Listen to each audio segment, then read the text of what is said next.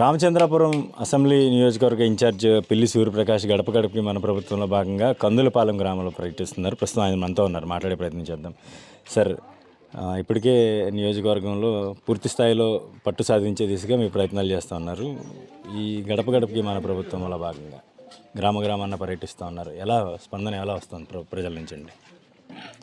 సాధారణంగా ఏ ప్రభుత్వం అన్నా, ఏ పార్టీ అన్నా అధికారంలోకి వచ్చిన తర్వాత 5 సంవత్సరాల పరిపాలన పూర్తి చేసుకున్న తర్వాతే మళ్ళీ ఎన్నికలు వచ్చే సమయానికి ప్రజల్లోకి వెళ్తారు ఓటు అభ్యర్థిస్తారు. కానీ వైఎస్ఆర్ కాంగ్రెస్ పార్టీ గౌరవ ముఖ్యమంత్రి జగన్మోహన్ రెడ్డి గారు అధికారంలోకి వచ్చిన తర్వాత, అంటే 2019లో ముఖ్యమంత్రిగా బాధ్యతలు స్వీకరించిన తర్వాత 3 సంవత్సరాల పరిపాలన పూర్తి చేసుకున్న తర్వాత, అంటే దాదాపు ఈ 3 సంవత్సరాల్లో సంక్షేమ పథకాలు ఏ విధంగా అమలవుతున్నాయి, ఏమన్నా లోటుపాట్లు ఉన్నాయా, సమస్యలుంటే పరిష్కరించే ప్రయత్నంగా గడప గడపకు అనే కార్యక్రమం శ్రీకారం చుట్టాడు 3 సంవత్సరాల తర్వాతే.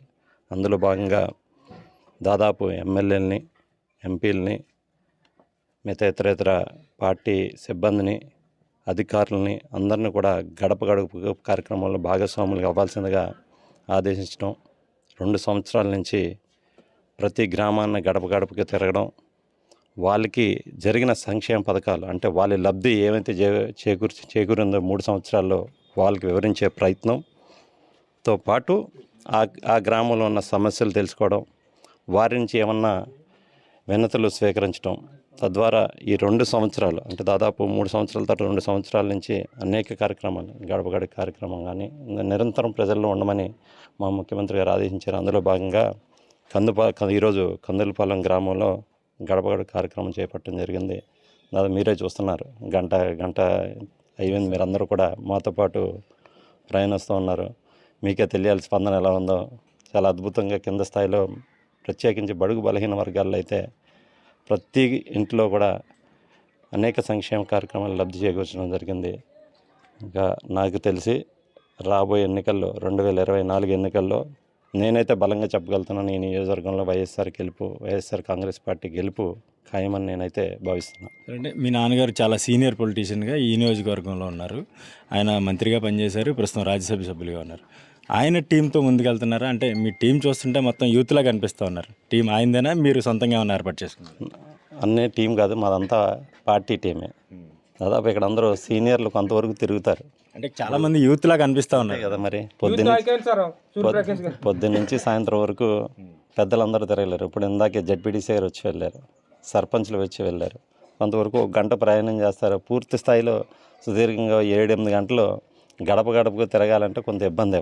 వాళ్ళ వయసు దృష్ట్యా, కొన్ని ఆరోగ్య సమస్యల దృష్ట్యా ఇబ్బంది. కాబట్టి కొంతవరకు వాళ్ళు 1 గంట 2 గంటల ప్రయాణం చేసి వాళ్ళు విశ్రాంతి తీసుకుంటారు. మాతో పాటు కొంచెం యంగ్ టీం ఉంటుంది కాబట్టి వాళ్ళు తిరుగుతూ ఉంటారు. వాళ్ళకి ఏ ఇబ్బందులు ఉండవు కాబట్టి అంతకన్నా ఏ ఉద్దేశం ఏం లేదు.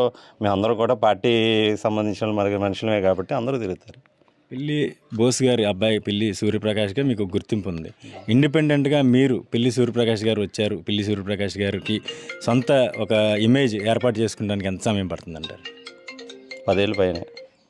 10 ఏళ్ళ పై మాట అని నాకు తెలిసిన 10 ఏళ్ళ పై మాట. 10 సంవత్సరాల నుంచి నేను ఈ నియోజకవర్గంలో ఇంచుమించు అనేక కార్యక్రమాలు చేపడుతూ ఉన్నా. అనేక మంది కలవడం జరిగింది, పెద్దలు కలవడం జరిగింది. అందులో భాగంగా 10 years పట్టిందని నేను అనుకుంటాను. అంటే ఒక రోజు పూట ఒక నెల వచ్చే ఇది కాదు, అది సుదీర్ఘ కష్టమే. 10 years కష్టం అనిపిస్తుంది నాకు. ఇంకా మీరు పర్యటించాల్సిన గ్రామాలు చాలా మిగిలే ఉన్నాయి ప్రస్తుతానికి. ఇంకా ఎటువంటి ప్రణాళికలు చేసుకుని ముందుకెళ్తా ఉన్నారు? కొన్ని గ్రామాల్లో ఇప్పటికే చెప్తున్నాను, దాదాపు ఇంకా 10-15 గ్రామాలు మిగిలి ఉన్నాయి. అన్ని గ్రామాలు 76 గ్రామాలు ఈ నియోజకవర్గంలో, 28 వార్డులు. అన్ని గ్రామాలు 15 గ్రామాలు మినహా దాదాపు అన్ని గ్రామాల్లో గడప గడప కార్యక్రమం పూర్తి చేయడం జరిగింది. కొత్తగా పల్లె నిద్ర అనే కార్యక్రమం కూడా శ్రీకారం చుట్టాం. కాజులూరు మండలంలో సెల్పా గ్రామంలో పల్లె నిద్ర కార్యక్రమం చేపట్టాం. వారి యొక్క సమస్యల్ని దగ్గరుండి తెలుసుకోవడం, తద్వారా ఏమన్నా పరిష్కరించే ప్రయత్నం కూడా ఇమీడియట్గా సాల్వ్ చేసే ప్రయత్నం, అధికారులతో మాట్లాడడం, ఇవన్నీ చేపట్టడం జరుగుతుంది. అంటే మీరు నియోజకవర్గంలో చూసుకుంటే మిమ్మల్ని ఇన్ఛార్జిగా ముందుగా ప్రకటించారు. ఇప్పటికే మీరు క్షేత్రస్థాయిలో పర్యటనలు చేస్తూ ఉన్న పరిస్థితి. అదే టీడీపీ జనసేనకు సంబంధించి ఇక్కడ అభ్యర్థి ఎవరు అనేది ఏ పార్టీకి కేటాయిస్తారనేది కూడా ఇప్పటివరకు ఒక స్పష్టత అయితే లేదు. దీనికి సంబంధించి మీకు ఏ విధంగా ప్లస్ అయ్యే అవకాశం ఉందంటారు? 4 సంవత్సరాల నుంచి ఏ విధమైన కార్యక్రమాలు చేపట్టలేదు అపోజిషన్ పార్టీ వాళ్ళు. అంటే వాళ్ళకి అవకాశం లేదు. ఇక్కడ ఈ ప్రభుత్వం వచ్చిన తర్వాత మీకు సంక్షేమ కార్యక్రమాలు అమలు చేసే తీరు విధానం ఒకసారి మీరు గమనించాలి. గౌరవ ముఖ్యమంత్రి గారు సంక్షేమ కార్యక్రమాలు మాపైనో లేకపోతే నాయకులపైనో లేకపోతే ఇతరత సిబ్బంది పైన పెట్టలేదు. ఒక వాలంటీర్ వ్యవస్థ అంటే గ్రామ స్థాయి నుంచే వాళ్ళ కుటుంబ సభ్యులు లాంటి వాలంటీర్ వ్యవస్థను ప్రభుత్వాన్ని అనుసంధానం చేసి వాళ్ళ నుంచి ప్రభుత్వ కార్యక్రమాల్లో సంక్షేమ పథకాలు చేపట్టడం జరుగుతుందంటే ఎక్కడ ఒక పైసా అవినీతి లేదు. అంటే వేలు పెట్టి చూపించడానికి ఈ ప్రభుత్వం మీద లేదు కాబట్టే సో నాకు తెలిసి 4.5 సంవత్సరాల నుంచి ఎటువంటి అపోజిషన్ మాకు ఎంత లేదనిపిస్తుంది మా భావన. అంటే నిరసన కార్యక్రమాలు ఎక్కడా లేవు.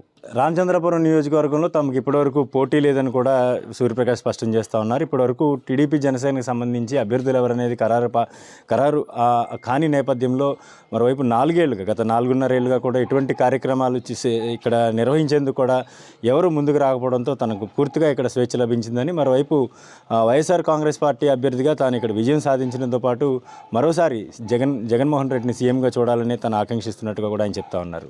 రామచంద్రపురం నియోజకవర్గం కందులపాలెం గ్రామం నుంచి నేను శ్రీధర్, ఐ డ్రీమ్ న్యూస్. జై జగన్.